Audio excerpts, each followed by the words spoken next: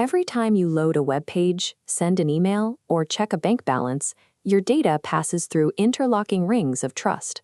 We navigate the web relying on an unbroken chain of assumptions between the user, the browser, the network, and the server. But threat actors don't have to shatter these technologies to cause damage.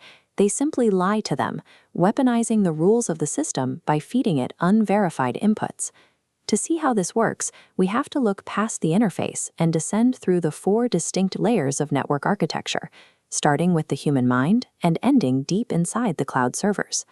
If a malicious actor can trick just one node in this vertical chain into trusting a false input, the entire system collapses, opening the door to financial ruin and widespread system crashes. We start at layer 1, the human. Before a hacker tries to crack a complex cryptographic algorithm, they target human error. It is always easier to ask someone for their password than to compute it. This is social engineering. It often starts with text-based traps like smishing via SMS or highly targeted emails known as spear phishing. Attackers will even research corporate hierarchies to impersonate executives, ordering fraudulent wire transfers in business email compromise.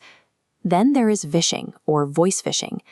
Attackers weaponize authority by spoofing the caller IDs of trusted institutions, like a local bank or the IRS, extracting sensitive data directly over the phone. When a victim falls for one of these lures, they are typically sent to a cloned login page. The moment they type their credentials, a script harvests the data and instantly redirects them to the real site, hiding the breach in plain sight. Because human psychology cannot be permanently patched with a software update, people remain the most persistent vulnerability in any organization's defense. If the human lure fails, attackers drop to layer 2, targeting the client. They attack the web browser itself using cross-site scripting, or XSS, to inject malicious JavaScript. In reflected XSS, a payload packaged in a URL executes in the victim's browser. Stored XSS injects payloads permanently into a server database, attacking anyone visiting the page. Finally, DOM-based XSS bypasses the server entirely, executing payloads directly within the browser's local HTML environment.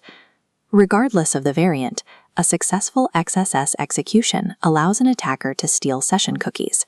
This grants them the ability to perfectly impersonate the victim, turning their trusted browser into an unauthorized gateway. When stealth is impossible, attackers descend to layer 3, the network. They trade precision for brute force disruption, using distributed denial of service, or DDoS, to overload infrastructure. In a Smurf attack, visualized here, the attacker spoofs their target's IP address and broadcasts a ping to an entire network. Every device on that network automatically replies, drowning it in traffic. Other methods abuse the network protocols themselves. Attackers use the ping of death to send oversized data packets, or deploy teardrop attacks to alter the IP fragmentation offset, sending overlapping packets. The target server is mathematically unable to reassemble the corrupted sequence, crashing. By paralyzing infrastructure, DDoS attacks create a chaotic smokescreen while attackers quietly infiltrate other layers. Finally, we reach layer 4, the server. This is the domain of server-side request forgery, or SSRF, an attack that manipulates the deepest, most trusted backend infrastructure. External firewalls are built to keep attackers out, but in an SSRF attack, a hacker feeds a vulnerable web application a malicious internal URL. The server trusts the input and bypasses its own firewall, attacking the private network. Servers hold highly sensitive IAM credentials at specific internal endpoints. An attacker forces the server to query that address.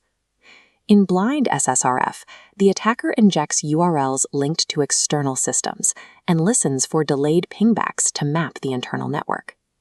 In early 2024, an SSRF flaw in Ivanti networking products allowed threat actors to silently compromise hundreds of global organizations and governments.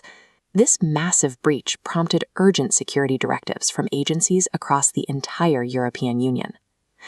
By subverting the ultimate authority in a network, the server itself, SSRF proves that internal trust is just as dangerous as external exposure. Looking back up through these 4 layers, we see a